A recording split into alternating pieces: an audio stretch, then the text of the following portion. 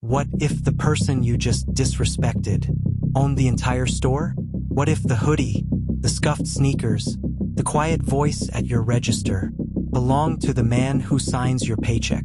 Tonight's story isn't just about a cashier who refused to help a customer. It's about assumptions.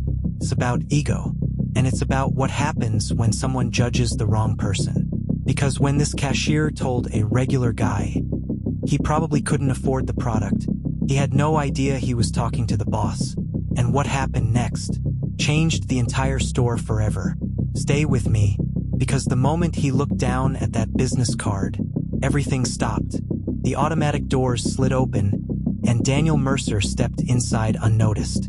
No tailored suit, no polished shoes, just jeans, a faded hoodie, and a baseball cap pulled low. To the customers, he was just another man walking into a neighborhood electronics store. But Daniel wasn't just a customer. He was the owner.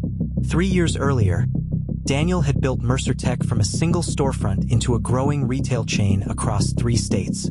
His mission had always been simple: treat every customer like they matter. But lately, complaints had started surfacing. Rude staff, ignored customers, selective service. Corporate reports looked fine. Customer surveys didn't. So Daniel decided to see for himself. He grabbed a mid-range pair of wireless headphones from a display shelf and walked toward the counter. Behind the register stood a young cashier named Kyle, early 20s, AirPods in one ear, scrolling his phone. Daniel placed the box on the counter. Kyle didn't look up. "Excuse me," Daniel said politely. Kyle sighed dramatically and removed one AirPod. "What?" he said flatly. "I'd like to purchase these," Daniel replied calmly. Kyle finally glanced at him. His eyes traveled from Daniel's worn hoodie to his scuffed sneakers.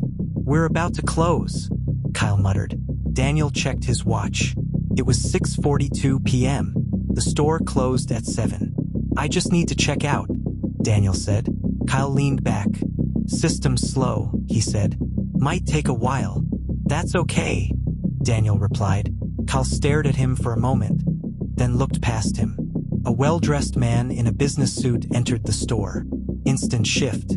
Kyle straightened up. "Hey, sir. Need help finding anything?" Kyle called out enthusiastically. Daniel stood there, unnoticed again. The suited man waved him off politely and continued browsing.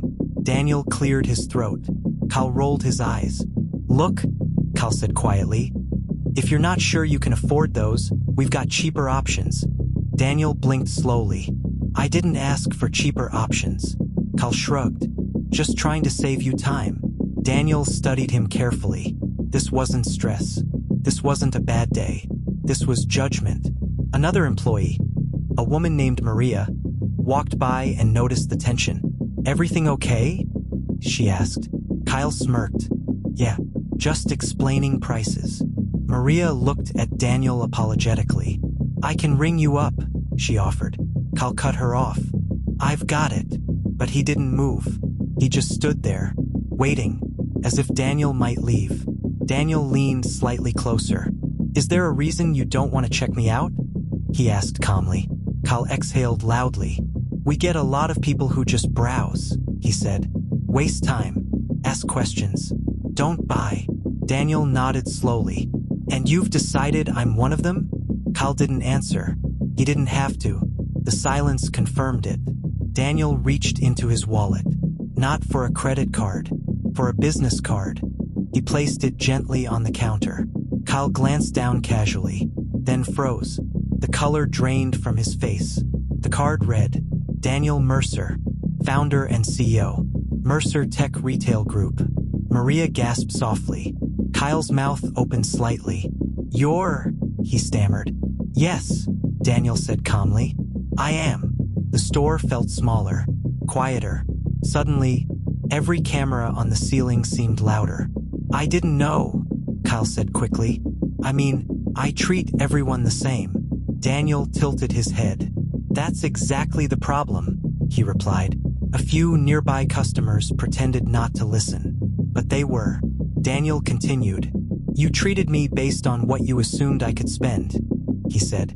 Not based on the fact that I walked into your store. Kyle swallowed hard. I'm sorry, he said. Are you sorry because I'm the owner? Daniel asked. Or because I'm right? The question hung in the air. Kyle had no answer. Daniel turned to Maria. How often does this happen? He asked. She hesitated, then spoke carefully. Sometimes customers don't get help right away, she said. It depends. On, Daniel pressed. On how they look, she admitted quietly. Daniel nodded. That was all he needed. He turned back to Kyle. You're not being fired, Daniel said. Kyle looked surprised. But you are being retrained, Daniel continued. And you'll spend the next month on the sales floor. No register, just helping customers. Kyle nodded quickly. Yes, sir. Daniel held his gaze. Here's what you're going to learn, Daniel said. The person in a hoodie might own the building. The person in a suit might not buy a thing. You don't get to decide someone's value. He paused. You serve everyone. Daniel picked up the headphones. I'll still purchase these, he said. Maria stepped forward to ring him up. Her tone was warm, respectful, normal, as it should be. Before leaving, Daniel addressed the small team gathered nearby. Our brand isn't built on products, he said. It's built on experience. If customers feel judged, we've already lost. He glanced at Kyle one last time. And sometimes the biggest test isn't when the boss walks in. He adjusted his cap. It's when you think he won't. Daniel walked out as quietly as he entered. But the message stayed. Because the truth is simple. You never know who's standing in front of you. And respect shouldn't depend on appearances.